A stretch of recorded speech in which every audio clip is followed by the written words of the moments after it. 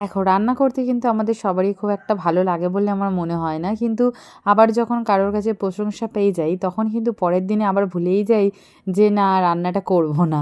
কারণ সেই প্রশংসার লোভে কিন্তু মেয়েরা আমরা চিরকালই রান্না করতে থাকি।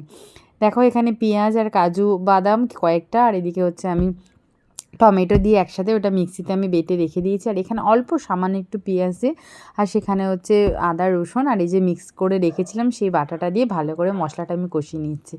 আর এখানে নুন, হলুদ, জিরে গুঁড়ো, ধনে গুঁড়ো যথারীতি দিয়ে মশলাটা এরকমভাবে মশলাটা কষাতে থাকবো। আর এখানে হচ্ছে আমি চিকেনটা যেটা সিদ্ধ করে রেখেছিলাম সেই সিদ্ধ করা চিকেনটাকেই আমি এখানে দিয়ে ভালো করে হচ্ছে কষাতে থাকছি। আর কষাতে কষাতে ঢাকা দিয়ে চিন্তা করছি রান্নাটা কেমন হবে।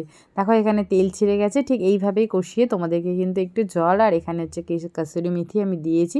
নামানোর আগে সিদ্ধ করা ডিম, ধনেপাতা আর একটু যদি তোমাদের হচ্ছে ফ্রেশ ক্রিম থাকে অ্যাড করে দিতে পারো।